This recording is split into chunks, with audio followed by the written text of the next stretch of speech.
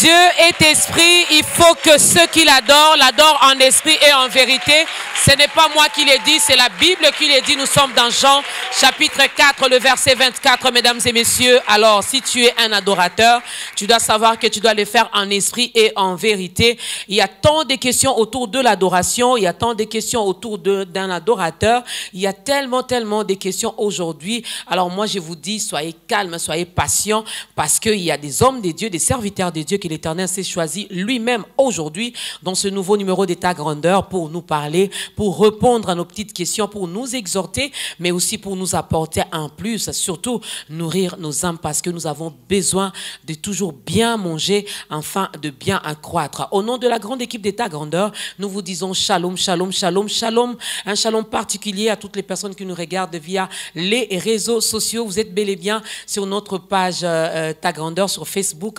Que notre Dieu vous bénisse, même ceux-là qui nous regardent sur YouTube. Nous sommes vraiment ensemble avec vous et nous sommes honorés. Nous sommes très heureux de savoir que vous êtes là pour bien manger cette bonne nourriture qui est la parole de Dieu. Jésus-Christ lui-même l'a dit, il est le pain de vie. Alors pourquoi pas le consommer pour bien vivre, pour bien grandir. Nos invités, certainement vous les connaissez. Vous les connaissez. Il y a un qui nous vient fraîchement de Paris et l'autre, lui, il fait des va-et-vient. Présentement, il est avec nous ici à Kinshasa. Mesdames et messieurs, j'aimerais bien qu'ensemble avec vous, nous puissions découvrir nos invités du jour. Né le 16 juin 1977 d'une famille chrétienne, le pasteur Nomak Muzembe est depuis son enfance à l'école de dimanche à la borne Upen en 1988, où il a servi les seigneurs de son jeune âge.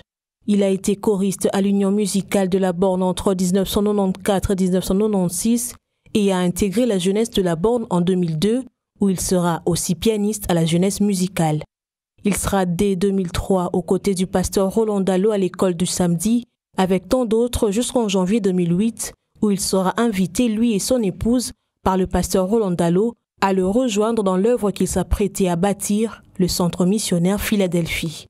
En 2011, conduit par le Seigneur et sur sa recommandation, il va s'installer, son épouse et lui, à Paris avec leurs 2 enfants et vont travailler une année d'abord à Marseille à l'église Point Bible et ensuite sur Paris à l'église Parole du Salut où il va œuvrer comme conducteur de culte et chantre. Après avoir reçu un message clair du Seigneur lors d'une retraite en Belgique en avril 2014 sur la nécessité de mourir dans sa présence, un temps fort d'adoration qui réunit des peuples de toutes tribus et de toutes langues, des nations, des frères et sœurs de plusieurs communautés dont la vision est de préparer un peuple adorateur à la rencontre de leur époux qui arrive bientôt. Par la suite, il va lancer l'implantation de l'église Philadelphie Paris, communément connue sous le nom de Philacité d'adorateurs, campus de Paris. Une église sort des églises Philadelphie à Kinshasa. Marié à une seule femme, Lily Kile Muzembe, depuis 2006, le pasteur Nomak et son épouse ont 3 enfants, dont 2 garçons et une fille. Vous avez vu, mesdames et messieurs, ensemble, recevons nos invités, Papa Cèdre Katambay et le pasteur Nomak qui nous vient fraîchement de Paris. Ils sont là pour nous faire nourrir, ils sont là pour nous faire manger la bonne parole de Dieu. Je vous en prie, mettez-vous, hommes de Dieu. Quel bonheur de les avoir également sur ce plateau de État Grandeur. D'ailleurs, avec Papa Cèdre, vous êtes habitués à les voir tout le temps dans Ta Grandeur, bon, pas tout le temps, de temps en temps, dans ce programme d'État Grandeur. Alors, l'homme de Dieu, le pasteur Nomak, lui, c'est une première dans Ta Grandeur. N'est-ce pas que c'est une joie? N'est-ce pas que c'est un grand bonheur? Bienvenue, homme de Dieu. Merci beaucoup, Maman Dorcas. Tout va bien? Tout va bien. Les voyages s'est bien passé? C'était un peu long, mais on s'y habitue. Alors, Papa Cèdre, shalom, bienvenue. Shalom, Maman Dorcas, merci beaucoup. Ça fait longtemps. Oui, ça fait longtemps, mais pour nous, non, parce qu'on a l'habitude de vous suivre, hein, Maman Dorcas. Ben, ça nous fait énormément plaisir. Alors, homme de Dieu, avant même que j'annonce les thèmes que nous allons exploiter tout à l'heure, nous sommes curieux. Bon, peut-être que Papa Cèdre connaît un peu votre parcours, votre témoignage, mais les téléspectateurs et moi sommes curieux de connaître un peu votre grande histoire d'amour avec Jésus. Elle date de quand? Quand est-ce que cette histoire a commencé? C'était dans quelles circonstances que vous avez donné votre vie à Christ? Magnifique question. Je pense que chaque enfant de Dieu a toujours une histoire avec le Seigneur. Je me souviens que dans les années 1989, c'était à La Borne, à l'école du dimanche. C'est d'ailleurs là que j'ai commencé à fréquenter avec mon père, qui fut à l'époque conseiller à l'église de La Borne. Et de là, je suis devenu artiste en allant à l'Académie des Beaux-Arts. Mais déjà, je me suis retrouvé dans une famille où c'était une famille chrétienne. Donc je ne me souviens pas exactement de quand j'ai été païen. Alors j'ai même dû, par 2 fois, n'est-ce pas, donner ma vie à Christ pour me rassurer exactement que j'avais accepté Christ comme Seigneur et Sauveur. Et ça, c'était à l'école du dimanche à La Borne, dans les années 1989. Donc c'est là que j'ai rencontré le Seigneur. Et depuis... Alors depuis, j'ai évolué dans plusieurs groupes, dans plusieurs chorales, que ce soit dans le quartier, que ce soit à l'église La Borne. Et ensuite, en 2008, j'étais à Philadelphie avec le pasteur Roland Dallot, chez qui je suis resté au pied, ça fait plus de 20 ans d'ailleurs. Et vous ne regrettez pas d'avoir pris cette décision de donner votre vie à Christ? Il est impossible de regretter une telle décision parce qu'il en va même de sa vie après la vie. Je pense que chaque homme sur terre doit pouvoir expérimenter, n'est-ce pas, cette affaire de rencontrer le Créateur. Le divin et l'humain doivent se rencontrer. Le divin et l'humain doivent se rencontrer. Mesdames et messieurs, est-ce qu'on peut acclamer pour le témoignage de notre invité, le pasteur Nomak? Voilà, c'est son histoire d'amour. Il ne se souvient même pas d'avoir été païen un jour, mais il est né également dans les péchés, mais il a donné quand même sa vie à Christ. Il a pris ses décisions personnelles, ça c'est une bonne chose. Alors nous allons parler, notre thème d'aujourd'hui, le Père recherche des adorateurs. Les a-t-il déjà trouvés? En fait, c'est une question. Et comme texte de référence, il y en a tellement plein, mais nous allons beaucoup plus nous baser également sur l'évangile selon Jean, chapitre 4, le verset 24, si je ne m'abuse. Mais avant cela, nous vous recevons sous 2 casquettes, chantre, pasteur et chante. Non, chantre et puis pasteur. Si vous voulez. Les deux. Alors, on va commencer à écouter. Nous allons d'abord écouter les tout premiers cantiques. Oui. Et puis, nous allons continuer avec les questions parce qu'il y en a plein. Hein. Il y en a beaucoup, je sais. Merci.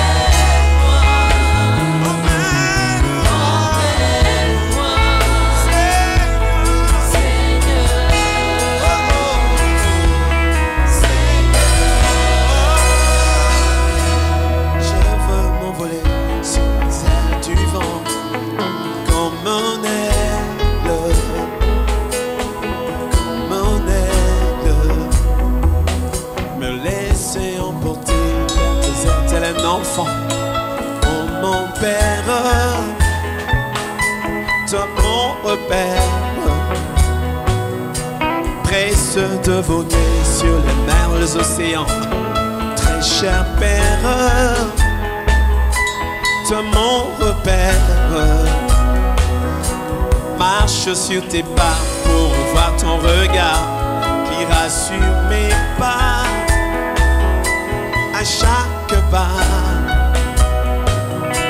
Marche sur tes pas pour voir ton regard qui rassure mes pas à chaque pas. Alors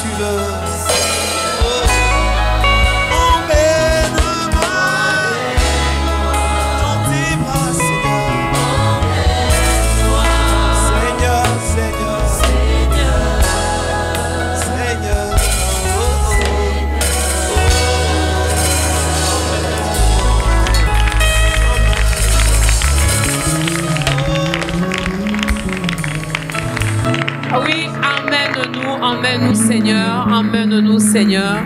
Nous voulons demeurer dans ta présence, nous voulons demeurer près de toi. Et moi, j'ai souvent envie de dire, j'aimerais bien déposer ma tête sur ton épaule, Seigneur. J'aimerais bien rester vraiment près de toi parce que la vraie sécurité, la vraie protection, nous l'avons auprès de ces dieux. Amen. Il dit, nous sommes dans sa main et personne ne peut nous ravir de ses mains, n'est-ce pas? Alors, sois béni, toi qui nous regardes en ce moment, vous avez compris, c'est comme ça que ça va se passer. Parce que nous recevons des serviteurs de Dieu, des adorateurs, je précise, des vrais adorateurs de l'Éternel. Alors, ne regarde pas avec l'œil physique, mais regarde beaucoup plus ce programme avec l'œil spirituel. C'est peut-être aujourd'hui ton jour, on ne sait jamais. Pasteur Novak, hein? J'ai dit Novak, je ne sais pas ça vient d'où. Hein? Ça peut arriver, c'est la voilà. Mais nous, on l'appelle affectueusement Pasteur Nono. D'ailleurs, moi, je l'appelle Brother Nono. Hein? Donc, voilà. Alors, il est notre pasteur, il est notre berger. Et l'Éternel va passer par lui et aussi par Papa Cèdre aujourd'hui pour nourrir nos âmes. Le Père recherche des adorateurs. Les a-t-il déjà trouvés? C'est la grande question que nous nous posons aujourd'hui dans ce programme. Mais d'entrée des jeux, qui est un adorateur? Wow, c'est une merveilleuse question. La seule fois où Jésus parle de l'adoration, c'est dans l'évangile de Jean. D'ailleurs, c'est l'évangéliste Jean qui rapporte ces faits. C'est la seule fois où Jésus parle de l'adoration. Et quand il le dit dans Jean chapitre 4, le verset 23, il dit le Père recherche des adorateurs. Il ne dit pas Dieu cherche des adorateurs. Il ne dit pas le Saint-Esprit cherche des adorateurs, mais il dit le Père. Lorsqu'on parle de Père, on sous-entend que des fils doivent être quelque part. On ne peut pas parler des pères sans parler des fils. Et c'est lui qui nous apporte l'information, c'est Jésus, qui est le Fils en même temps. Et c'est comme s'il venait pour faire un recrutement. des adorateurs. Il dit le Père recherche. Autrement dit, il est venu avec un contrat à durée éternelle, un CDI. Vous savez, un contrat à durée éternelle, c'est un contrat que vous contractez déjà ici et pour la suite, c'est en éternité. Il vient donc avec un contrat, mais pas pour tout le monde. Qui peut être un adorateur? Puisqu'il s'agit du Père, avant d'être adorateur, il faut déjà être fils. Parce qu'il s'agit du Père qui recherche autrement des fils. Et c'est un autre fils qui en parle. Donc, premièrement, pour être un adorateur, il faut être un... Or, pour être un fils, il faut accepter le Fils comme Seigneur et Sauveur. Donc, premièrement, un adorateur, et c'est lui qui a donné sa vie à Christ. Et pourquoi il parle là, vous avez défini un adorateur, mais dans ces passages, il parle du vrai. Oui, lorsque Jésus mentionne le vrai... Des vrais, parce qu'il y en a aussi des faux. Effectivement, parce que pas autant qu'il puisse y avoir du faux. Et chaque fois, vous voyez le faux, ça veut dire que le vrai quelque part. Parce que le faux tient son origine du vrai. Donc, lorsqu'il parle des vrais adorateurs, c'est sous-entendu. Donc, forcément qu'il y a des faux adorateurs. D'ailleurs, lorsque Jésus en parle, il en parle en face d'une femme qui n'est pas juive. Hein, c'est une femme samaritaine qui expressément a entamé la discussion en disant Jésus, nous adorons, n'est-ce pas, non pas là où vous allez, à Jérusalem, mais plutôt nous, c'est à la montagne. Et c'est là que la discussion avec Jésus va s'entamer et Christ va parler des vrais adorateurs, mais qui adorent le Père en esprit, parce que le Père est esprit. Qui adore le Père en esprit, parce que le Père est esprit. Papa Cèdre, vous voulez ajouter quelque chose? Je crois que le papa Nono vient de le dire, le pasteur Nono vient de le dire tantôt, il a tout dit. Être d'abord fils, c'est celui qui reconnaît qu'il est fils, ou encore, si je dirais mieux, c'est celui en qui l'Esprit de Dieu réside, et l'Esprit de Dieu témoigne en lui qu'il est fils. C'est celui-là, le vrai adorateur que le Père cherche. Parce que le Père sait, et il se rassure qu'en ayant le Saint-Esprit en nous, le Saint-Esprit va nous enseigner ce que le Père attend de nous. Et là, nous parlons de la vérité. Je crois que c'est la base de toute chose, devenir fils. Quand tu es fils, ce n'est que quand tu es fils que tu peux être appelé adorateur. Et il faudrait-il encore suivre le Père, se conformer au Père pour être un vrai. J'ouvre une parenthèse que je referme vite. Nous rencontrons des fils rebelles, hein, des fils royaux, des fils prodigues, ils fuient la maison. On ne parle pas de ceux-là. Quand le Père parle des vrais adorateurs, c'est celui qui il parle de ceux qui demeurent à ses pieds. On ne parle pas des fils rebelles, on parle de fils qui sont à la maison, qui trouvent leur plaisir à rester dans la présence du Père, tel que David dit, la joie inonde mon cœur quand on me parle ou quand on me demande d'aller dans la maison ou dans la présence du Père. Alors, on va essayer un peu de parler aussi des fils rebelles parce qu'il y en a tellement plein. Peut-être que l'occasion leur sera donnée aujourd'hui de revenir finalement au pied du Père. Alors, ils recherchent. Le Père recherche. Oui. Ils étaient là et puis ils sont partis. Ils les avaient cherchés. Là, maintenant, ils recherchent. Expliquez-nous un tout petit peu. Qu'est-ce qui s'est passé pour que le Père se mette à rechercher? C'est une très très bonne question. D'autres versions de la Bible mentionnent plutôt, le Père cherche des adorateurs. En réalité, le Père ne devait pas chercher des adorateurs. Mais il faut déjà savoir d'où vient l'adoration. Il faut déjà rentrer à la genèse des choses. Lorsque Dieu va créer le monde, il va créer les cieux et la terre. Et vous savez que lorsque nous sommes sur la terre, nous sommes soumis à la loi des saisons, des temps et des circonstances. Lorsque nous sommes en plein jour ici à Kinshasa, donc forcément ailleurs il fait nuit. Alors au ciel on l'adore, n'est-ce pas? Il n'y a pas de temps, il est adoré de façon éternelle. Mais il faut signaler ici que l'adoration ne commence pas avec l'avènement de l'homme. L'homme est venu après que Dieu ait déjà commencé à être, Dieu a commencé à être adoré déjà, parce que Dieu avait créé tout un dispositif autour de lui qu'il adorait. Et d'ailleurs c'est ainsi que nous parlons. On mentionne souvent Lucifer comme étant, certains le qualifient comme étant le premier adorateur, mais lorsqu'on parle de lui dans Ézéchiel chapitre 28, selon cette vision que Ézéchiel a reçue, on essaie d'abord de contextualiser Lucifer autrefois, qui fut un chérubin protecteur, n'est-ce pas, aux ailes déployées. Et lorsqu'on le décrit, on précise qu'il a été créé d'une manière particulière. Il n'y a pas un ange qui a été créé comme Lucifer. On dit même que les instruments de musique ont été créés pour le jour de sa création. Et lorsqu'on décrit Lucifer, on dit qu'il était parfait en beauté. On parle de la perfection, n'est-ce pas? La perfection de la beauté était incarnée en lui, et on mentionne encore qu'il était plein de sagesse. On n'a pas dit qu'il était sage. On a dit qu'il était plein de sagesse. Donc la plénitude de la sagesse était incarnée dans la personne de Lucifer. Et donc il mettait le sceau à la perfection. Il n'y a aucun ange qui mettait le sceau à la perfection à part Lucifer. Et quand on décrit les instruments de musique, même le contexte dans lequel il était, n'est-ce pas, pourvu de pierres précieuses et tout ça, et on peut maintenant transposer pour voir comment un adorateur est vu par le Seigneur. Mais on met une incise. On dit, tu étais dans Éden. Si les lecteurs sont là, peuvent lire avec nous. Nous sommes dans Ézéchiel chapitre 28, le verset 12, le verset 13, 14 et 15. On explicite. Mais on dit de lui qu'il était dans Éden.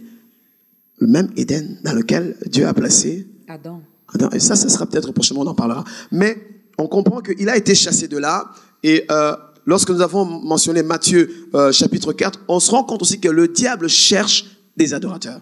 Lorsqu'il va tenter Jésus, n'est-ce pas, en lui demandant d'abord de changer la pierre en pain et en même temps de se jeter du haut de la falaise, en dernier lieu, il va lui dire, mais avant de lui dire quoi que ce soit, la Bible va dire ceci, il va transporter Jésus sur une haute montagne.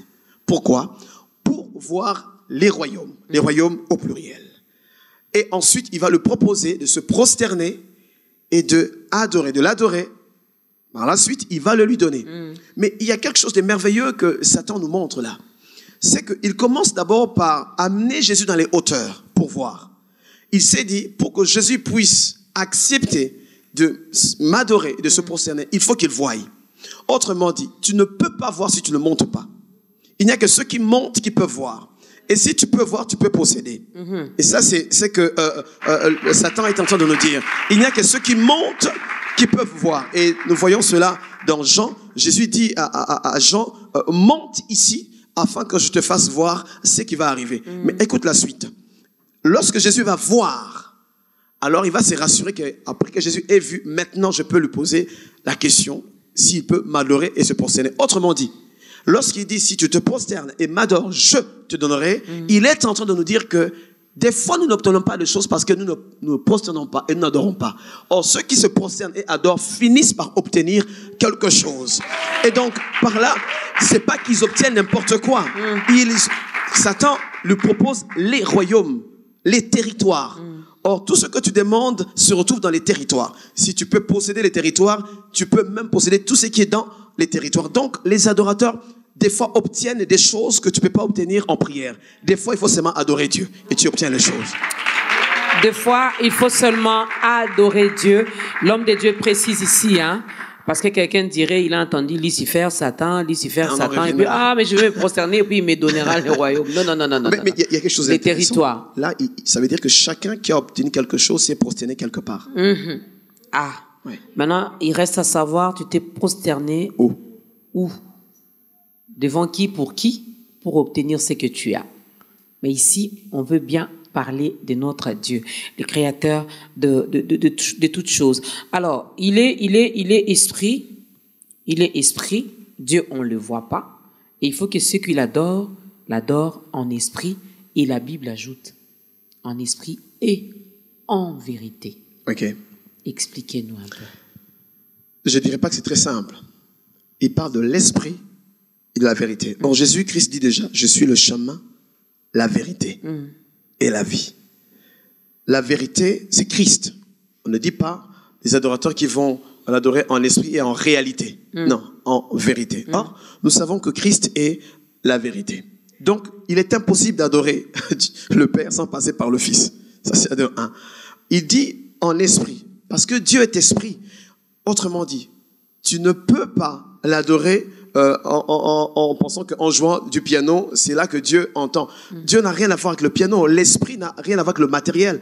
L'esprit est immatériel. Donc on ne peut pas se baser sur les instruments de musique en disant que les instruments adorent avec nous. Les instruments de musique nous accompagnent. D'ailleurs, la musique n'est pas l'adoration. La musique est un vecteur, est un moyen qui nous permet, voilà, un canal qui nous permet, un véhicule même, je veux dire. Donc, c'est un moyen qui nous permet d'atteindre des niveaux élevés dans l'adoration. D'ailleurs, la première fois où on parle de la musique, pour l'introduire dans le texte biblique, il s'agissait de Yubal, ou on peut appeler Jubal, qui fit un des fils de Caïn, qui pour la première fois va utiliser les instruments de musique pour changer l'atmosphère. Donc la musique est là pour polluer l'atmosphère, changer l'atmosphère et te préparer, n'est-ce pas, à pouvoir justement adorer ce Dieu. Mais nous disons que Dieu est esprit. Donc on ne peut pas adorer Dieu avec la nature physique que nous avons. On ne peut pas adorer Dieu de la manière dont on adore un humain. Parce que avant d'adorer cet esprit, il faut d'abord que tu sois engendré en esprit. Il faut que tu sois d'abord son fils.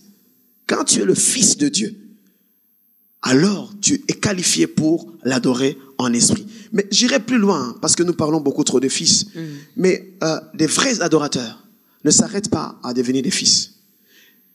Les fils n'est qu'une étape. Je vais expliquer. Dans l'ancienne alliance, nous avions ce qu'on appelle les serviteurs. David n'était pas enfant de Dieu, n'était pas fils de Dieu. David était serviteur de Dieu et les autres, Moïse et tous les autres sacrificateurs, Abraham, Josué, ils étaient tous des serviteurs. Mais lorsque Jésus arrive, il va inaugurer l'ère des fils. En Israël, on ne pouvait pas appeler Dieu Père. D'ailleurs, les disciples, lorsqu'ils demandent à Jésus, enseigne-nous à prier, Jésus leur dit, lorsque vous priez, dites Père. Il est venu inaugurer l'ère des fils. Si tu peux l'appeler Père, c'est parce que tu t'identifies comme étant un fils. Et d'ailleurs, Jésus, en parlant avec la femme samaritaine, il dit, l'heure est déjà venue. Elle est déjà là, où les vrais adorateurs. Donc, il parle des fils. Or, dans l'ancienne alliance, nous étions dans la dispensation des serviteurs. Or, les serviteurs n'ont pas accès à certaines informations de la maison. Or, les fils ont accès à entrer même dans la maison, n'est-ce pas, et adorer. Et c'est pour ça que Jésus, en mourant à la croix, va nous permettre d'entrer dans le Saint de Saints, rencontrer le Père, en permettant à ce que la voile soit déchirée. Alors que dans l'ancienne alliance, le serviteur n'y entrait qu'une seule fois l'an, et il devait y entrer avec une corde au pied, de sorte que s'il mourait, s'il avait des péchés qu'il entrait dedans, il mourrait. Personne n'allait le sortir de là. On allait le tirer par le fil. Maintenant, quand Jésus arrive, il nous introduit dans la dispensation des fils. Pourquoi? Parce que les fils héritent. Les serviteurs n'héritent pas. Les fils ont accès à une révélation du Père compte tenu de leur relation. Or, le serviteur est limité. Par rapport aux gens de l'extérieur, le serviteur connaît le maître de la maison.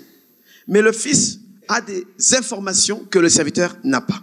C'est pour ça qu'il dit dans Jean chapitre 15, il dit, je ne vous appelle plus serviteurs, je vous appelle mes amis. Pourquoi? Parce que je vous ai fait connaître au Père. Oh, alors qu'il nous disait déjà que le Père cherche des adorateurs. Donc en même temps, il nous dit, puisque vous devenez mes amis, alors je vous amène chez mon papa, vous devenez aussi fils. Si vous devenez fils, et donc si vous devenez fils, vous avez droit à certaines choses. Alors, ça ne s'arrête pas là à devenir fils. Parce que le fils, certes, il hérite. Le fils, certes, il demande. Mais la troisième dimension, c'est la meilleure pour devenir un adorateur.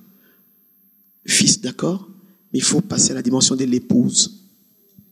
La dimension de l'épouse, c'est une dimension extraordinaire.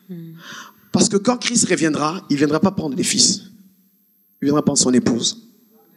Or, l'épouse ne demande pas, l'épouse s'offre. Et quand elle s'offre, elle reçoit. C'est pour ça que Romains 12, chapitre 1, est en train de dire, offrez-vous comme un parfum. Hein? Vous connaissez le verset? Saint, vivant et agréable à Dieu. Ce qui sera de votre part un culte raisonnable. Or, ça veut dire, vous ne pouvez pas aller au culte sans être le culte soi-même.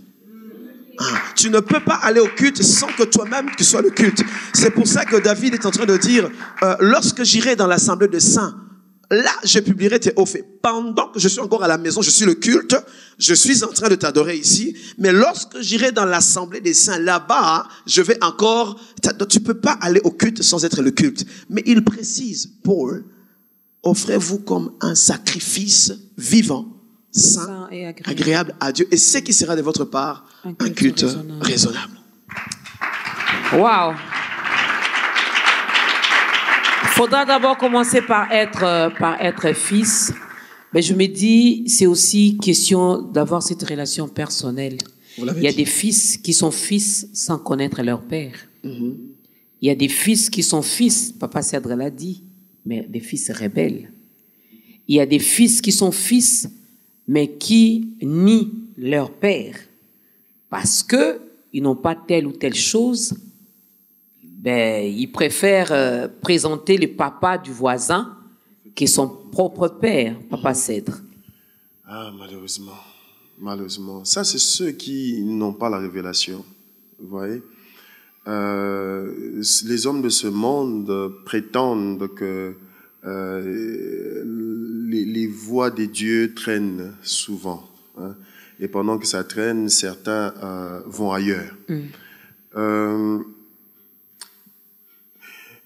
Pour revenir à ce que le pasteur Nono disait tantôt, j'aimerais simplement dire que Dieu cherche des intimes.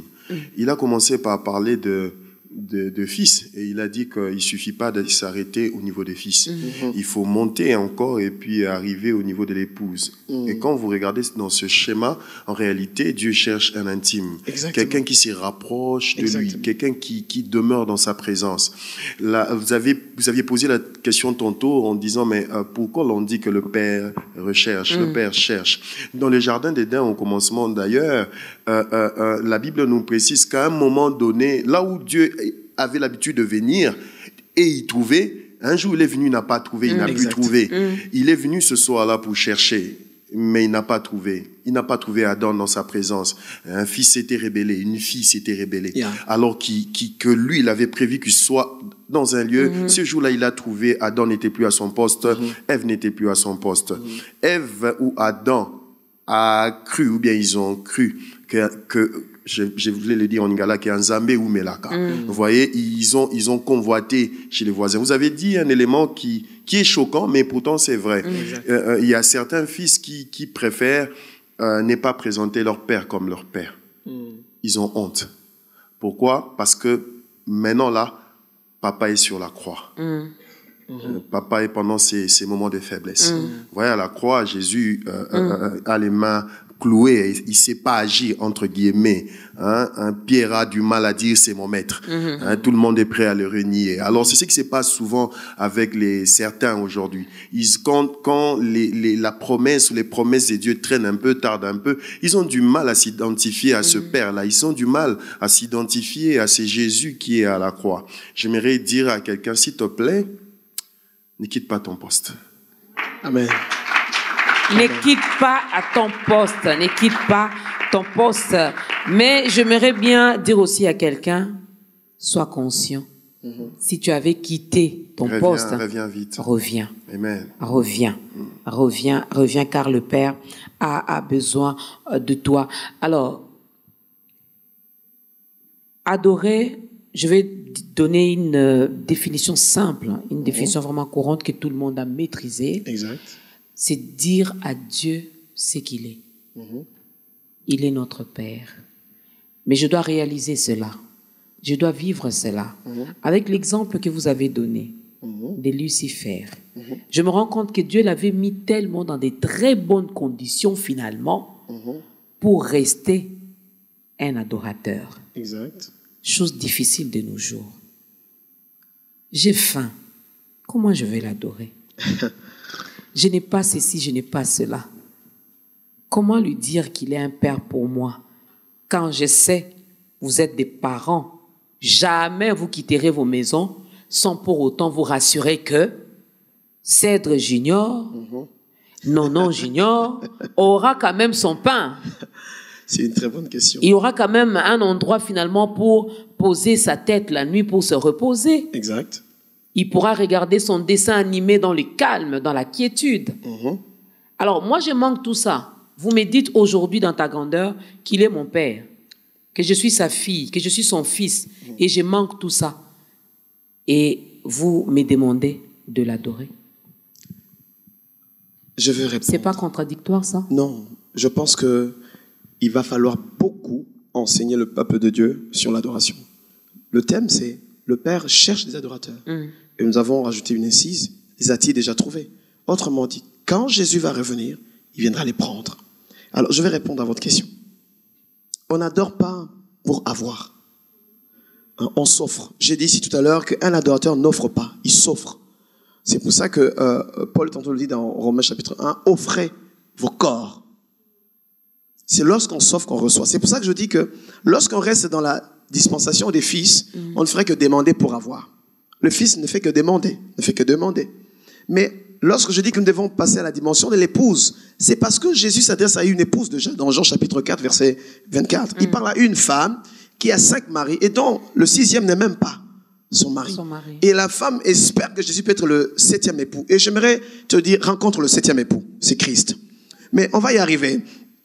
Nous parlons de avoir, parce que vous l'avez évoqué tout à l'heure, on n'adore pas pour avoir. Et d'ailleurs, pour adorer, il faut le connaître. Christ est en train de dire à la femme, vous adorez, certes, mais vous adorez celui que vous ne connaissez pas. Autrement dit, l'adoration commence par la connaissance de celui qu'on veut adorer. Tu ne peux pas l'adorer si tu ne le connais pas. Or, lorsqu'il parle de connaître, il ne parle pas des Écritures. Allez lire dans les Écritures pour le connaître.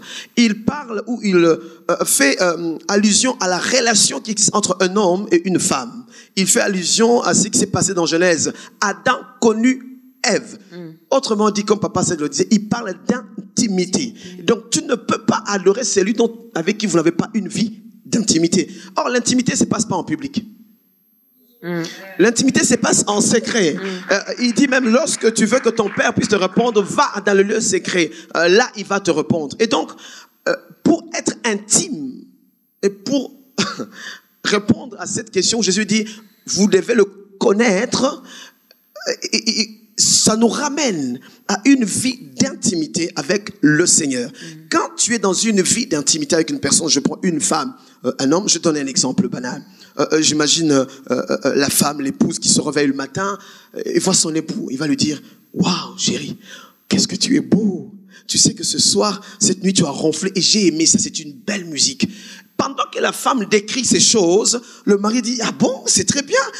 Rajoute encore. Il dit, j'aime ta démarche. La femme est en train de dire certaines choses et le mari va se sentir dans des conditions merveilleuses. Il va libérer. Si c'est les finances, le mari va libérer. Mais la femme n'a pas demandé. La femme n'a fait que adorer et elle le reçoit automatiquement. Ça, pourquoi? Parce qu'elle s'offre. C'est quand on s'offre qu'on reçoit. Maman Dorcas, regarde. La Bible dit qu'Adam connut Ève, la suite, et Ève enfanta. Autrement dit, il y a des choses en nous qui doivent sortir, mais c'est seulement lorsque nous connaîtrons la vérité. Or, il dit, vous connaîtrez la vérité et la vérité vous affranchira. Autrement dit, affranchir, c'est rendre libre.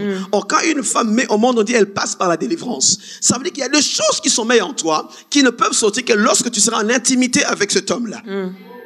Donc, la femme reçoit, n'est-ce pas, lorsqu'elle s'offre. C'est lorsqu'elle reçoit. Mais regarde, qu'est-ce que dit la Bible? La Bible dit, l'Éternel siège au milieu de la louange et de l'adoration. Écoute maintenant, on n'a pas dit que l'Éternel s'assoit. Il siège. Il y a une différence entre s'asseoir et siéger. Or, en matière de siéger, c'est une matière qui concerne le Parlement. Ce n'est que le Parlement qui siège. Le Parlement ne s'assoit jamais. Donc, nous supposons que lorsqu'on parle de siéger, ça veut dire que la louange et l'adoration fait siéger Dieu. Amen. Je vais arriver. Allons-y tout doucement. Or, le Parlement siège pour légiférer. Le Parlement siège pour abroger des lois et pour voter des lois. Alors toi, tu es enfant de Dieu. Comment veux-tu inviter Dieu à résoudre tes problèmes? La louange. C'est la louange qui invite Dieu. C'est la louange qui fait siéger Dieu. Or, Dieu est un roi. Or, nous savons qu'un roi ne se déplace jamais seul. Le roi est toujours accompagné des entités qui l'accompagnent. Or, lorsque notre président va, par exemple, va aller en Chine rencontrer son homologue, il ne va pas seul, il va avec des grands patrons. il va avec un ministre des budgets, un ministre des finances, un ministre de l'économie, le ministre des santé, n'est-ce pas? Et là, il va signer des décrets. Bon, imagine maintenant Dieu qui doit se déplacer et venir siéger dans ton parlement de louange. Il ne vient pas seul. Il vient avec son ministre de finances, son ministre de budget, son ministre de santé. Et là, toi, tu n'as rien demandé. Tu n'as rien demandé, tu ne fais que louer. Pendant que tu loues, Dieu commence lui-même à dire à son ministre de santé, il faut signer son décret de santé. Il a quel problème? Faites signer son document-là, il faut signer. C'est pour ça que je dis, l'adorateur n'a pas besoin de demander, il a besoin seulement d'inviter Dieu par la louange. Et quand ce roi arrive, il commence à abroger des lois. Qu'est-ce qu'on a dit sur ta vie? Il vérifie. Ministre de budget, regardez. Elle a besoin de quoi? Des finances. C'est pour ça que je dis, passons à la dimension de l'épouse. On n'a pas à demander. Offrons-nous. Amen. Offrons-nous, mesdames et messieurs, offrons-nous comme l'apôtre Paul est dit dans Romains chapitre 12, hein, offrons-nous et il y aura des retombées, il y aura des conséquences, je vais les dire ainsi. Passe beaucoup plus ton temps à adorer et à adorer. Alors nous allons écouter la deuxième chanson.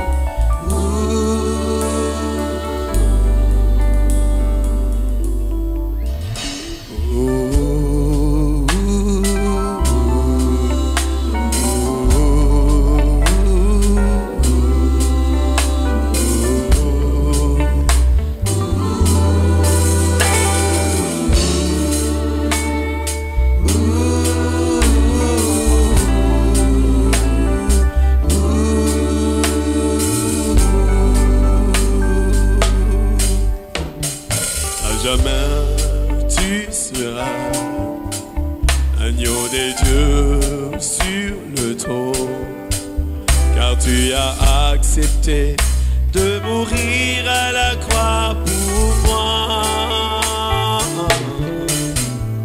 Je veux te louer, mon Dieu, car tu m'as racheté pour Dieu. Je t'adore, car tu es digne de louange. Tu as reçu de ton Père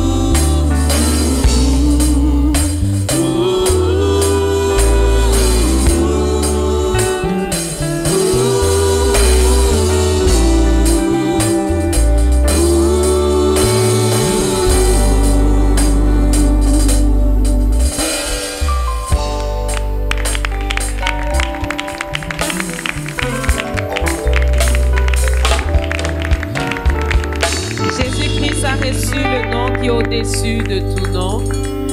Il a reçu le nom qui est au-dessus de tout nom et nous nous sentons tellement bien lorsque nous élevons également le nom de notre Seigneur, le seul Seigneur et le seul Sauveur que nous avons. Il n'y a pas deux, il n'y en aura pas un autre. Alors nous parlons du Père qui est à la recherche des adorateurs.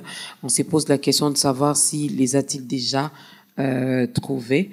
Tout à l'heure, j'ai demandé au pasteur Nomak, j'ai dit, comment savoir finalement si le Père les a déjà retrouvés, ces adorateurs, ces vrais adorateurs.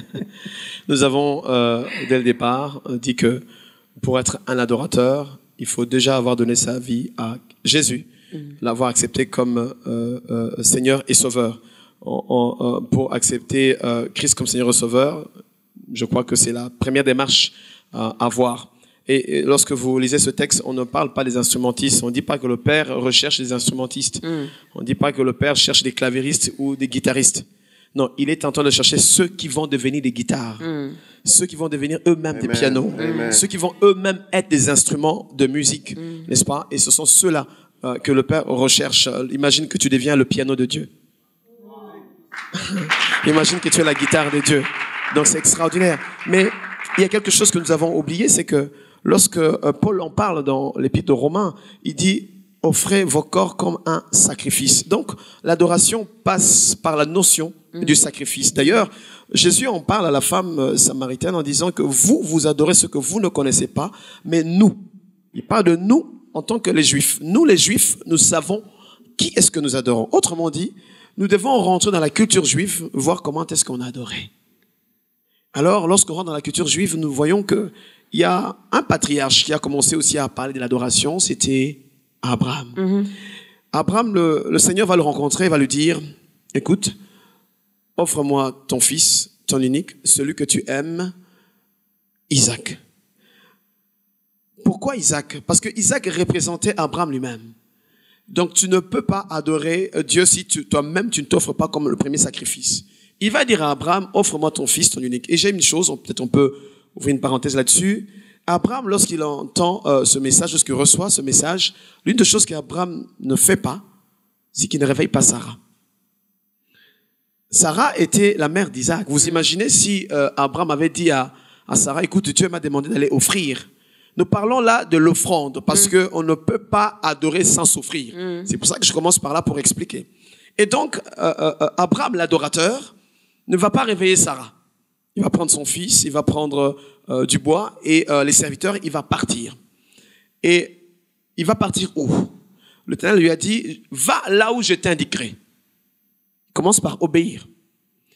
3 jours de marche. Des fois, quand Dieu nous appelle, il ne nous dit pas exactement l'endroit où nous allons partir, mais il nous demande d'abord d'avoir confiance en lui. Il nous laisse le temps de réfléchir. Un peu les Français disent que la nuit porte conseil. Donc, il y a eu 2 nuits pour Abraham afin qu'il puisse réfléchir si réellement il voulait le faire. La Bible dit qu'au 3e jour, il vit le lieu de loin parce qu'il a obéi. Et quand il a vu le lieu de loin, il va dire à ses serviteurs, vous, restez ici, moi et le fils, nous allons faire quoi? Monter pour adorer. Monter pour adorer. Il monte avec quoi? Un sacrifice. Tu ne peux pas parler d'adoration sans parler de la notion du sacrifice. Et le premier, c'est toi-même qui dois t'offrir. C'est pour ça que dans Genèse, on nous parle de Abel qui a inauguré l'ère des adorateurs. Il a commencé par offrir l'animal qui le représentait, différemment de Caïn. Mais on va pas se perdre là-bas. Et donc Abraham va monter, n'est-ce pas, avec son fils qui représente son offrande. Quand tu viens adorer, tu amènes quoi comme offrande? Lorsque tu viens devant le Seigneur pour offrir, il ne regarde pas d'abord à ton offrande, il regarde à celui qui offre. Il n'agrée pas d'abord l'offrande, il agrée celui qui offre. Parce que à l'époque en Israël, lorsque tu amenais un animal pour l'offrir, il devait te représenter, il ne devait pas avoir des taches ni des défauts. Pas des défauts. Et si tu l'amènes à l'autel, il doit te représenter. Et donc nous voyons Abraham monter avec le sacrifice. Et lorsqu'il monte, et c'est là qu'il découvre, après avoir voulu faire ce geste de tuer, mettre fin à la vie de son fils Isaac, qu'il va voir qu'il y avait un bélier à côté. Je pose une question. Qui a mis ce bélier là? C'est à la montagne, hein? Voici. Chaque fois que tu montes avec Isaac à gauche, Dieu monte avec le bélier à droite. Ne crains jamais de monter avec ton Isaac. Ton Isaac, lorsque Dieu précise, il dit ton fils, ton unique, c'est lui que tu aimes. Le problème, c'est que beaucoup de gens offrent Ismaël. Dans Ismaël, il n'y a pas la promesse. Des fois, nous avons peur de monter dans l'adoration avec Isaac parce qu'on n'est pas sûr de descendre avec Isaac. Mais regardez, la Bible dit nous sommes environnés d'une si grande nuée de témoins. C'est-à-dire il y a quand même Abraham qui est un témoin, qui est monté avec Isaac en disant à Isaac, à la montagne de l'Éternel, il sera pourvu. J'aimerais dire à quelqu'un, monte. Il est pourvu là-bas. Il est pourvu. Il n'y a qu'un berger qui peut aller déposer un brebis là-haut. Or, David dit, l'Éternel est mon berger. Voilà. L'Éternel est mon berger, alors il pourvoira et tu ne manqueras de rien. Commence d'abord par être fils. Alors, quelle attitude avoir avant même de parler de l'attitude, hein, où finalement l'adorer. Je me réfère également de Jésus qui dit à la femme samaritaine, hein, ça ne sera plus à la montagne, ni à Jérusalem. Oui. Alors, où l'adorer? Il dit deux choses. Il dit, l'heure est venue où les vrais adorateurs l'adoreront en esprit et en vérité. Mais rentrons un peu plus loin pour arriver à voir la compréhension de ce texte. Il va dire à Pierre, lorsque Pierre va justement, sous l'inspiration du Saint-Esprit, dire que tu es le Fils, le Messie, qui devait venir, il va lui dire, tu es Pierre, mais sur cette autre pierre, je bâtirai mon église. Deux pierres. Il dit, d'abord, il dit, je bâtirai mon église. Donc, Jésus est venu bâtir son église. Autrefois, il n'y avait pas de son église. Mais il dit, tu es Pierre, toi, mais sur cette autre pierre, je bâtirai mon église. Quelle autre pierre? Les choses que Pierre venait de dire, entre autres, dire que Christ est le Messie, était la pierre angulaire sur laquelle Christ allait bâtir l'église. C'est sur les dires du fait que je suis le Fils, le Messie, que je bâtirai là mon église. Tu es Pierre. Mais sur cette autre pierre, c'est ce que tu veux de dire, je bâtirai mon église. Et quand nous rentrons dans l'évangile de Jean, chapitre 4, 24, où il dit, maintenant l'heure des adorateurs est arrivée, ils vont adorer non plus à la montagne, non plus à Jérusalem. Pourquoi? Parce que les gens conditionnaient l'adoration dans un lieu précis. Or, nous sommes devenus le Jérusalem ambulant. Okay. Or, la Bible dit que nous sommes le temple du Saint-Esprit. Donc, que je sois dans un métro, que je sois à la maison, que je sois dans la voiture, les lieux est propice pour adorer. Je n'attends plus d'aller à Jérusalem, je n'attends plus d'aller à l'église. Là où je suis Jérusalem. Je suis la montagne de l'Éternel. Au fait, je me déplace avec Dieu. Hein? Ça veut dire que la présence de Dieu est permanente. Je ne peux pas venir à l'église et dire, je vais rentrer dans la présence de Dieu. Non, je me promène avec la présence de Dieu. Là où je suis, la présence de Dieu est avec moi. Donc ce n'est plus à Jérusalem, je suis devenu le Jérusalem ambulant. C'est le lieu d'adoration. Papa Cèdre, vous voulez ajouter quelque chose? Je suis Jérusalem ambulant.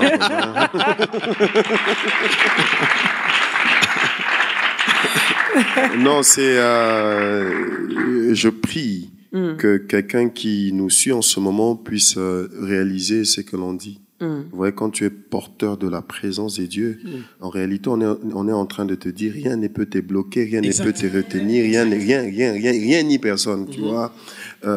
Cet homme a vu sa maison être bénie en catastrophe, juste parce que l'arche l'a visité pendant un temps. Maintenant, imagine celui qui marche avec la présence de Dieu. C'est extraordinaire, Seigneur.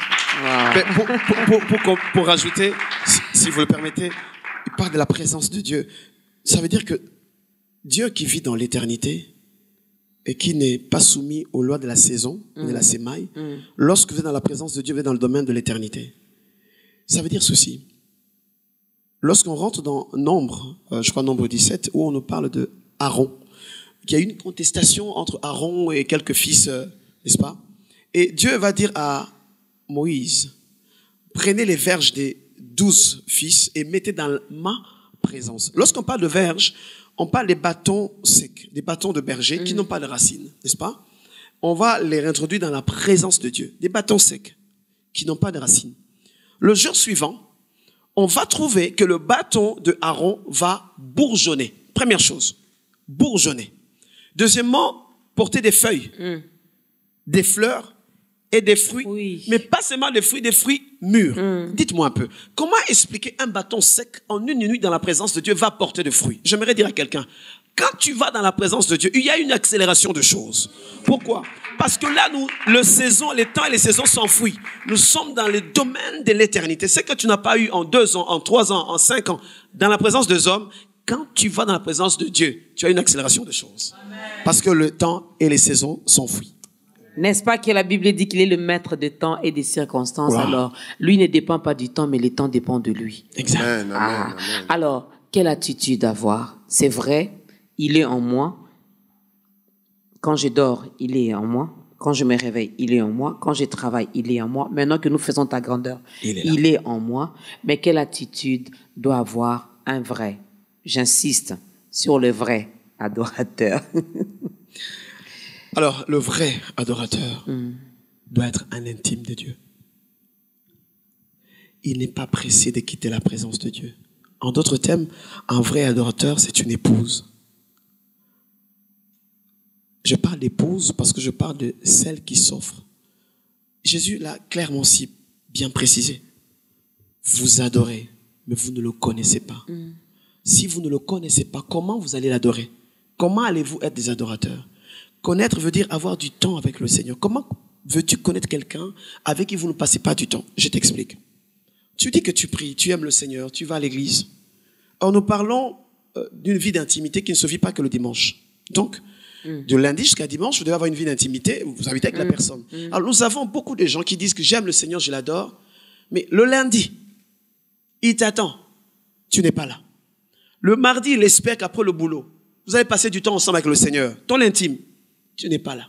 Il espère que le mercredi, comme il n'y a pas beaucoup trop de cours un peu chez nous en France, mercredi c'est un peu libre, tu n'es pas là. Le jeudi, le vendredi et le samedi, il espère, et tu n'es toujours pas là.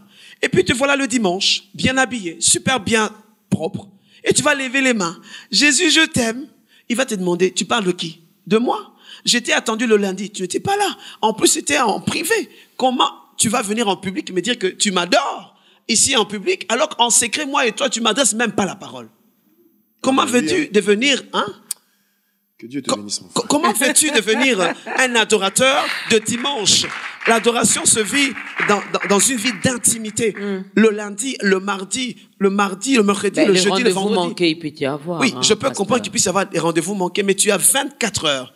Dans les 24 heures, tu n'as pas un temps. Imagine, ton époux, vous passez toute une journée et vous ne vous parlez pas. Et vous venez vous parler le dimanche. Chérie, je t'aime. Il va dire, attends, tu m'aimes ici? Le lundi, j'étais avec toi à la maison, tu m'as servi, tu m'as même pas dit bonjour.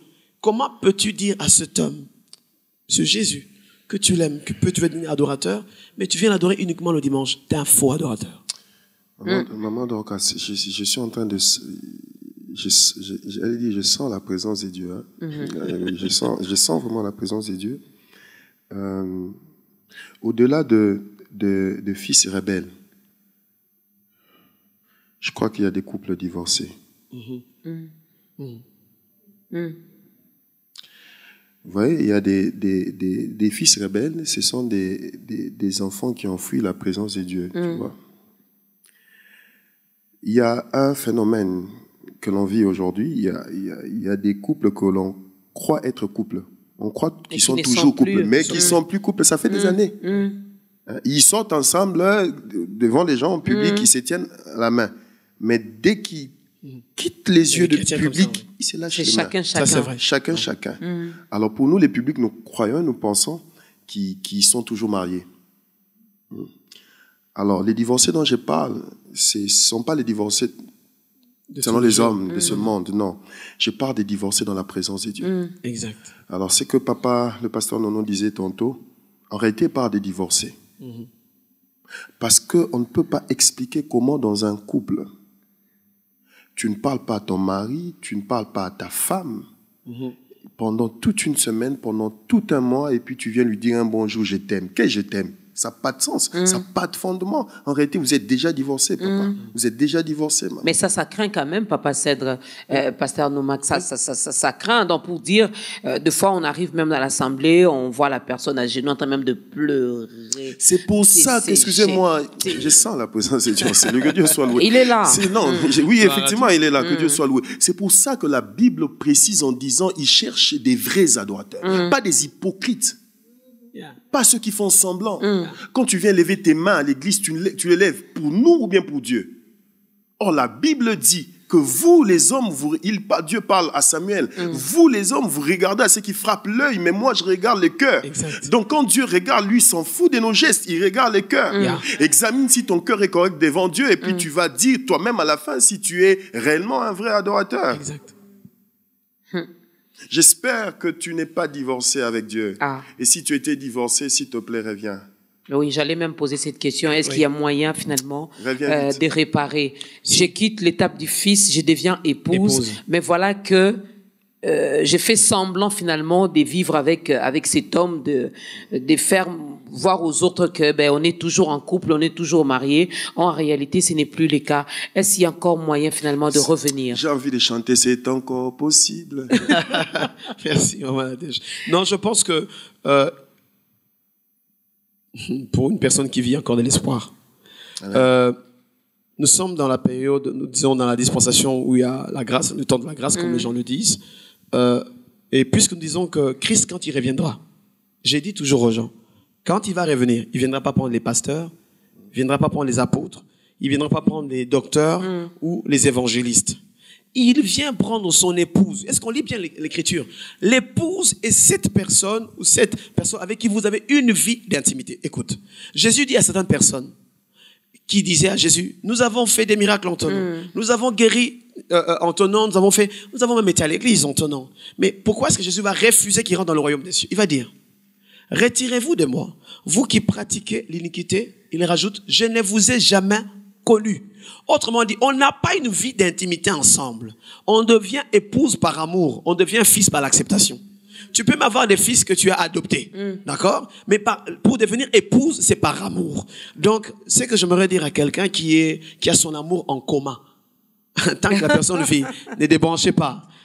Il va quitter le coma, il sera dans les soins intensifs, et je pense qu'il va être réhabilité dans une chambre de réveil. Puisse le Saint-Esprit le faire au nom de Jésus. Yes, amen. Exact. Parce que vous avez également, l'Église aussi a finalement ces grands rôles là de nous aider, nous les divorcés, nous les hypocrites, nous qui faisons semblant finalement de demeurer épouses de notre époux, mais en réalité c'est autre chose. Vous pouvez également nous aider, mais ce n'est plus le cas aujourd'hui. Il siège là où il y a l'adoration et la louange.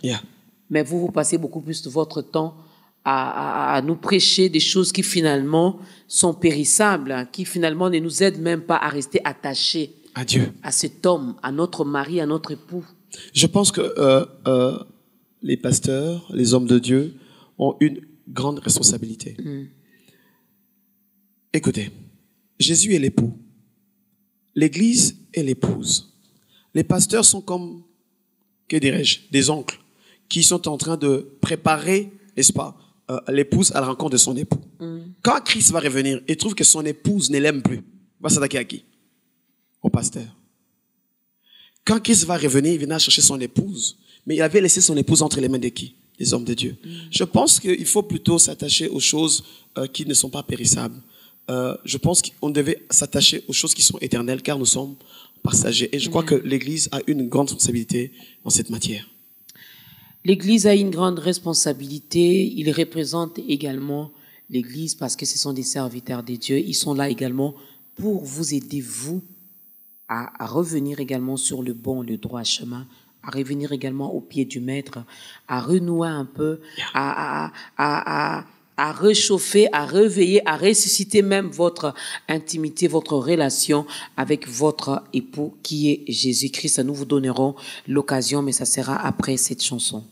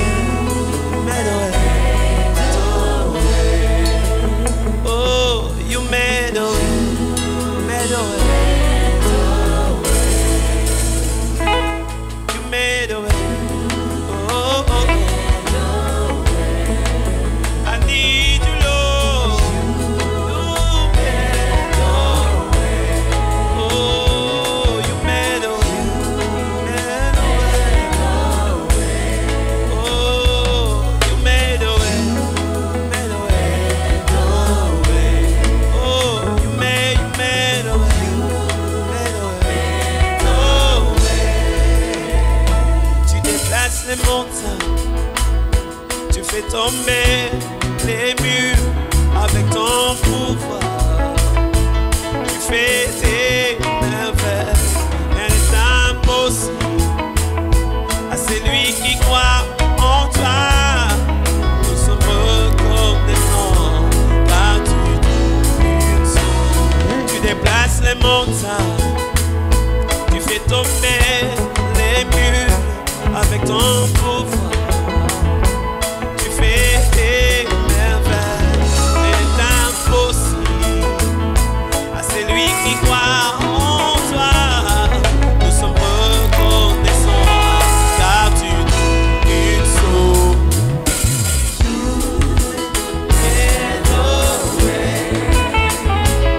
Made a way in my life, Lord Jesus. You made a way, you made a way. Oh, you made a way, you made a way. I need you, Lord. You made a way. Oh, you made a way, made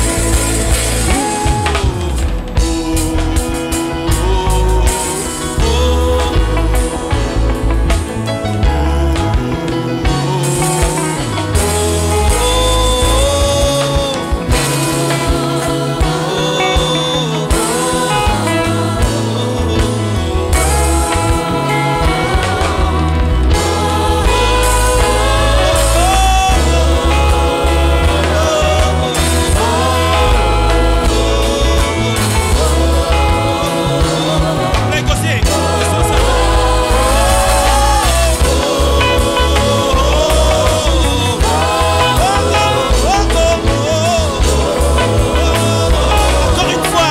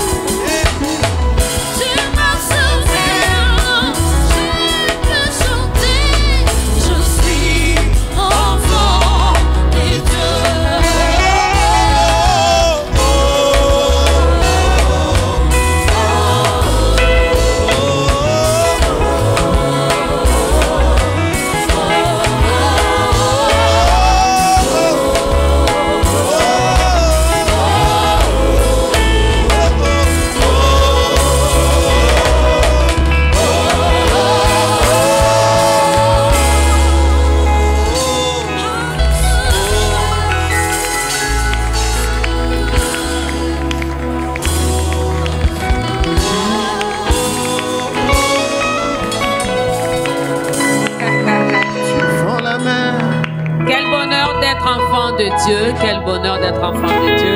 Quelqu'un regarde, il dit, mais pourquoi ils sont toujours joyeux? Parce que nous sommes des enfants de Dieu. Nous avons un Père merveilleux, un Père qui nous aime tellement. Il nous fait tellement du bien. Voilà pourquoi nous te donnons l'occasion là, maintenant, tout de suite, à entrer également dans cette grande famille des enfants de Dieu.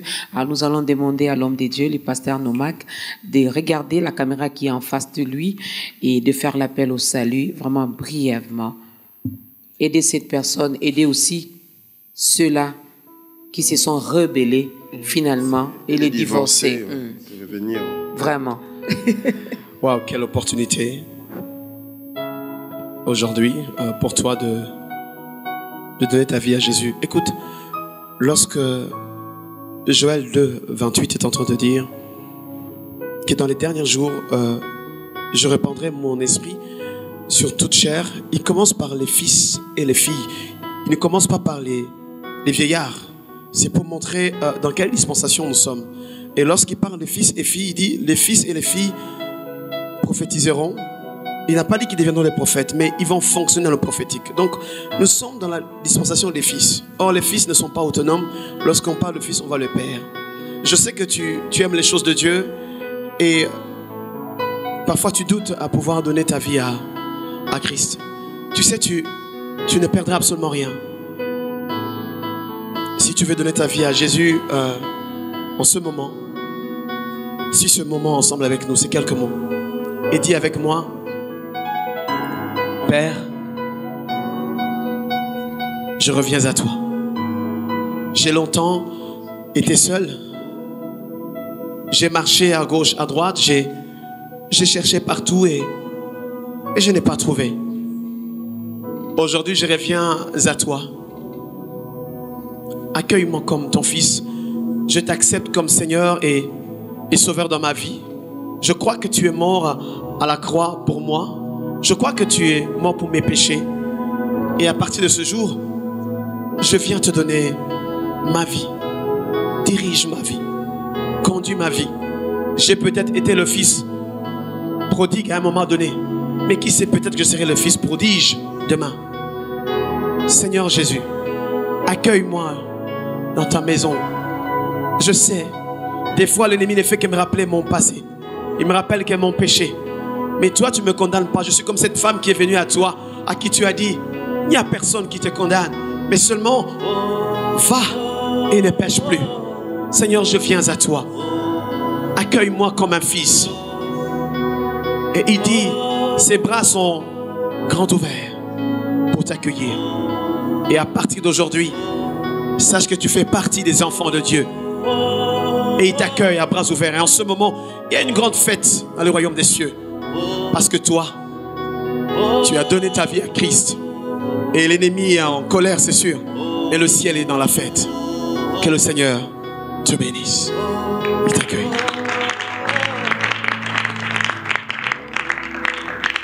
Bienvenue dans la grande famille des enfants de Dieu. Il y avait ta place, donc c'était ton jour aujourd'hui. Est-ce qu'on peut encore bien accueillir cette personne qui vient de faire son entrée? Il y a une fête qui est organisée au ciel, rien que pour toi. Rien que pour toi. Alors, estime-toi heureuse, estime-toi heureux parce que tu n'es plus du dehors. Amen. Désormais, tu es vraiment de la maison des dieux. Alors, ne t'arrête pas là. Regarde tout autour de toi s'il y a une église où on prêche Jésus-Christ. Ben, vas-y. Vas-y. Mais s'il n'y en a pas, il y a notre numéro qui est affiché au bas de l'écran. On pourra toutefois vous orienter vers l'église des Papa Cèdre, vers l'église du pasteur Nomak. Et si vous êtes aux États-Unis, je ne sais pas vous êtes dans quel coin du monde, en tout cas, Dieu nous a fait grâce dans ce programme. Nous avons reçu les hommes de Dieu venant de partout. Sauf de la Chine, hein? Non, tu as mis pasteur à Chine, t'es. Pas encore. Pas encore. Mais pourtant, beaucoup de Chinois ici. On va les chercher. Que Dieu bientôt, bientôt. Donc, peu importe le coin où tu te trouves, on pourra toutefois vous orienter parce qu'il ne suffit pas seulement d'entrer dans la famille, mais il faut manger. Il faut manger et bien manger. Je bénis Dieu parce que je vois un divorcé qui est venu vers le Père en disant « Je t'aime, papa, je t'aime, je t'aime. » Et l'époux était là. Oui, l'époux était là. Il n'attendait que ça. C'est ça. Il n'attendait que ça. Nous avons un Père qui n'est pas rancunier. Vraiment. Gloire à Dieu. C'est pour ça qu'on l'aime. Quand il pardonne, il oublie. Il oublie. Vraiment, il efface, il oublie, Amen. il passe à autre chose. Amen. Tu peux prendre ta tête là aujourd'hui et puis te déposer sur son épaule. Il est merveilleux. Alors, qu'est-ce que nous pouvons retenir parce qu'on arrive déjà à la fin. Nous arrivons à la fin. Qu'est-ce qu'on peut retenir en 2-3 mots, votre conclusion par rapport à notre thème? On prendra également la conclusion de Papa Cèdre par rapport à ces thèmes que nous avons exploités aujourd'hui. C'est un merveilleux thème. Jésus-Christ, quand il va revenir, il viendra chercher des adorateurs. Autrement dit, il viendra chercher des intimes. Des gens qui ont une vie privée, intime avec lui. Mais c'est-à-dire que des gens qui ont donné leur vie à Christ comme Seigneur et Sauveur. Il ne viendra pas chercher les instrumentistes. Il ne viendra pas chercher les pianistes. Il viendra chercher ceux qui sont des pianos, ceux qui sont des guitares. Alors sois la guitare du Seigneur. Wow. Tu sais ce que je peux te dire. Je peux choisir l'instrument que je vais être. David était la harpe de Dieu, donc tu peux choisir. Ben, choisis, tu veux être quel instrument pour Dieu? Papa Cèdre, qu'est-ce qu'on peut retenir? Alors, on n'a pas eu le temps de toucher à ça, mais ça montait en moi depuis. Alors je vais quand même le toucher. Souvent quand on va à Paris, Papa Nono il réside à Paris, le pasteur Nono il habite Paris, et souvent quand on va là-bas, on s'est réunis souvent pendant un événement qu'on appelle mourir dans sa présence. Okay. Ceux de Paris le connaissent et ceux même de la Belgique et même de l'Allemagne. Alors, dans ces soirées d'adoration, on parle de mourir dans sa présence. Alors, ce que je voulais dire maintenant, ce qui montait en moi, ce matin, quand je lisais la parole de Dieu, Ésaïe le dit, mais je crois que les psalmistes le disent aussi, ce ne sont pas les morts qui te louent au Seigneur. Vous voyez, celui qui est déjà mort ne peut pas louer. Mais en ce qui nous concerne, en ce qui concerne les adorateurs que les pères cherchent, il n'y a que ceux qui arrivent à mourir qui peuvent adorer. Voilà. Waouh. Donc, on s'oublie. Un mort ne se reconnaît plus. Non, on se jette dans sa présence, on s'oublie. On est vraiment parti. Il n'y a que les morts en Christ, hein, ceux qui sont morts et qui ont accepté de vivre en Christ, qui peuvent adorer le Père. Alors, je bénis déjà le Seigneur parce que tantôt là, on a permis à quelqu'un de mourir, d'abandonner sa vie passée et de venir à Christ. Je bénis Dieu pour cela. Le Père cherche, il cherchait. Il a commencé à chercher depuis. Ma joie et notre joie, c'est de savoir qu'aujourd'hui, il a trouvé quand même un nombre aujourd'hui là. Il a trouvé quelqu'un. Ça c'est bien, ça c'est bien. Alors, puisque vous avez le micro, avant de conclure avec le pasteur Nomak, puisque vous avez non, je ne vais pas vous demander de chanter maintenant. Que Dieu soit loué. Mais vous allez le faire. Dieu est fidèle 3, 4. 4, maman. Dieu est fidèle 4, 4e édition. Quand je dis Dieu est fidèle 4, donc c'est déjà la 4e édition de ce moment d'adoration aussi, de ce moment de célébration. Nous sommes à notre 4e édition. On peut en parler un tout petit peu? Dieu fidèle 4. Le ciel descend sur terre quand Dieu est fidèle. Quand Dieu démontre sa fidélité. Alors, c'est Dieu nous a visités à la première édition. On était à GB, à ShopRite. La première édition, c'était en 2014. Et la deuxième édition, c'était en 2017, au parking du Grand Hôtel. Et la troisième édition, c'était l'année passée. On avait utilisé les temples de l'église Parole du Salut à Gombe. Ceux qui étaient là, c'était wonderful. On a vu ils le savent. Et puis, il y a les images qui passent. Et là, cette fois-ci, c'est la 4e édition. J'ai envie de parler du 4e homme dans la fournaise ardente. Alors, je prie que l'Éternel nous démontre sa fidélité à cette 4e édition. C'est déjà pour le 8 septembre. Les lieux nous sera communiqués. Mais c'est pour le 8 septembre. Retenez cette date. Arrêtez. C'est gratuit. Lieu et l'heure vous seront communiqués. De toute façon, mais retenez 8 septembre. Les habitués de l'événement, ça, c'est gratuit. C'est gratuit. Oui. Dieu nous démontre toujours sa fidélité. On ne paye pas pour l'entrée. Il prend toujours soin de nous. Non, ça sera gratuit. Cette fois-ci encore, ça sera gratuit. Donc le 8 septembre, dimanche 8 septembre. Ils aiment ça quand on dit gratuit. Ils disent, on fait les. Chrétien, il faut changer aussi. Non, c'est gratuit. C'est gratuit, mais effectivement, c'est vrai que j'aime pas trop parler d'argent. Mais effectivement, c'est gratuit, mais ça demande énormément d'argent. Ah oui. Que tous ceux qui veulent nous contacter pour nous prêter main forte, n'hésitez pas. Amen. Le numéro? Ça s'affiche au bas de l'écran. Ça s'affiche au bas de l'écran plutôt, mais c'est le 04. Je vais vous dévoiler un secret. Je vais vous dévoiler un secret. Hein.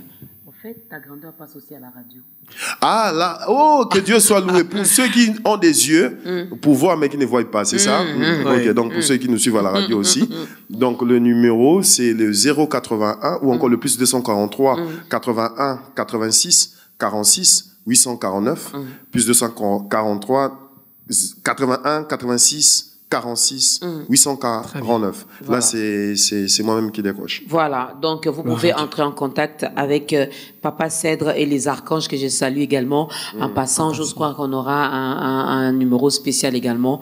Dieu est fidèle 4. Alors, pasteur Nono, c'était un réel plaisir de vous recevoir.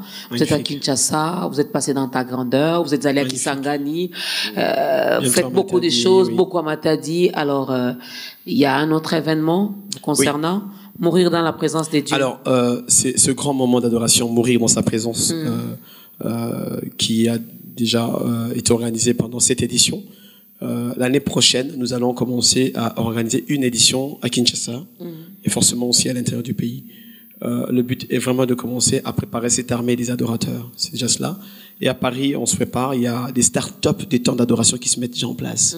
Nous voulons être un lieu d'incubation des adorateurs. Nous voulons commencer à créer des mini-lieux d'adoration, mais qui commencent par nos propres vies. Mais en même temps, nous avons ce peuple de Dieu qui se prépare et nous croyons que l'année prochaine, nous serons ici. Alors, nous bénissons également l'Éternel pour ça. Votre numéro de contact? Alors, mon numéro est très connu, mais je vais le donner, 0033 76, on dit 76, 10 45 842. Je vais répondre, 0033 76 10 45 842. Voilà.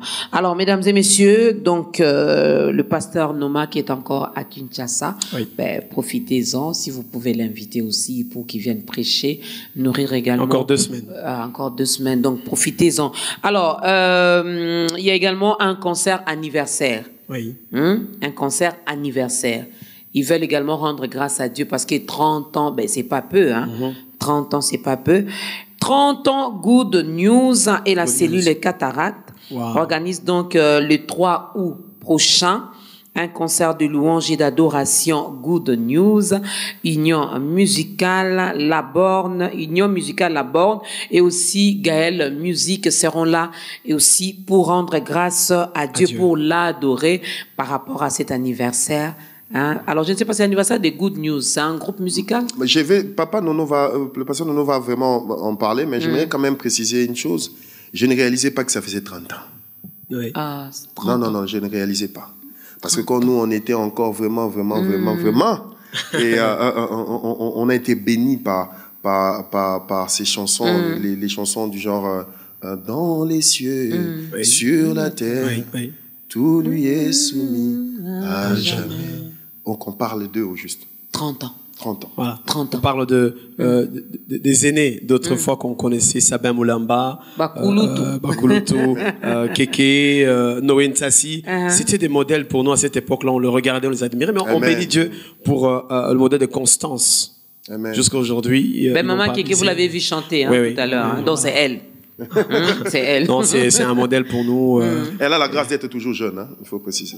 Mais ça, au fait, c'est le secret avec Dieu. Moi, quelqu'un m'a toujours posé la question. Dieu, oui. Alléluia.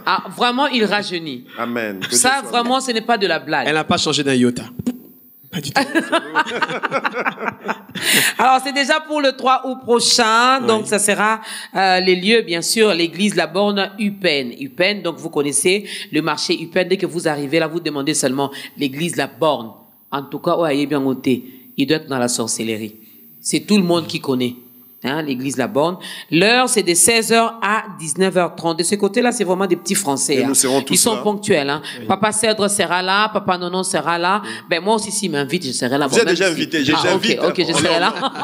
Donc, je serai là aussi. Et moi, personnellement, avec la grande équipe des Tagandeurs, nous t'invitons aussi. L'entrée est gratuite. Oui. Donc, vous venez ensemble. Nous allons célébrer Dieu. Nous allons l'adorer, élever Jésus et lui dire merci finalement pour les 30 ans de Good News et aussi de la cellule Cataracte. Donc, 30 ans, ça c'est fait. N'est-ce pas, Pasteur Bondo? 30 ans, ça c'est fait. Lui, c'est notre papa. Donc, papa, nous comptons également sur vous parce que nous avons besoin de votre soutien. Moi, je vous dis merci. Merci. C'était un réel plaisir de vous recevoir. On n'a pas envie d'arrêter. Franchement, on a envie de rester là, de parler de Jésus. Non, il faut faire aussi ta grandeur à Paris, alors. Oui. Bon, après l'émission... repose-moi la question. Donc c'est déjà programmé, que Dieu soit loué. Vraiment, c'est pas nous, c'est lui. Ok, d'accord. C'est possible. Et venant de moi, Paris, c'est pas nous, c'est les pasteurs nomades. Et venant Paris, de moi, c'est ni la chair ni le sang. Alors donc il faut vraiment le faire. Non, c'est possible. Voilà, c'est possible avec ces dieux, rien n'est impossible. Merci à la chorale. Merci. Est-ce que vous pouvez vous acclamer vraiment? Regardez, ils sont jeunes, ils sont beaux, elles sont belles et ils servent l'Éternel. Non, il n'y a pas mieux. Il n'y a pas mieux que ça. Amen. Merci également, merci à tout le monde. Merci à la grande équipe de Taganda. Ils sont en train de me regarder comme ça avec des gros yeux. Mais maman, donc, tu nous as oubliés. Non, je ne peux pas vous oublier. Merci également à vous, fidèles téléspectateurs. C'est grâce à vous que ce programme continue à exister parce que nous savons que vous êtes de l'autre côté et qu'à chaque fois que nous recevons les hommes de Dieu, vous nous écrivez pour dire, Maman Dorcas, nous avons été bénis. Wow. Et ça nous fait énormément plaisir. Dieu, quand il est content, nous nous sentons en forme finalement pour continuer à travailler dans sa présence. Nous allons nous lever. On avait commencé avec vous, mais je vais demander avec votre permission, bien sûr. Papa Cèdre peut clôturer avec... bien sûr. Voilà. Bien sûr. Alors Papa Cèdre, nous allons nous lever, nous allons clôturer avec une courte prière et on va danser pour Dieu. Amen. Et on va danser pour Dieu. Ah, que Dieu soit loué. Danser pour Dieu. Père, nous te bénissons, nous te louons pour ce qu'a été, oh mon Dieu, ces instants. Merci parce que ce n'était pas qu'une émission, mais c'était des moments passés dans ta présence. J'ai pu sentir ta présence pendant, Seigneur, ces instants.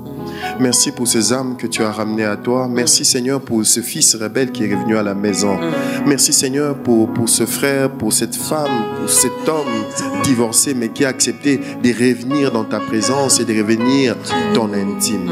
Je te bénis, je te loue. Je prie aussi, Seigneur, que tu bénisses, oh mon Dieu, Yahweh, cette émission de ta grandeur, à travers laquelle, Seigneur, tu bénis plusieurs, à travers laquelle, Seigneur, Yahweh, tu ramènes plusieurs à toi. Je prie aussi, Seigneur, que tu bénisses le pasteur Nono, Seigneur Yahweh, dans son ministère, que tu l'accompagnes et que tu bénisses toute l'équipe, Seigneur Yahweh, qui était là, Seigneur Yahweh, pour réaliser cette émission. Que ton nom se soit béni à jamais, dans le nom de Jésus. Amen. Amen.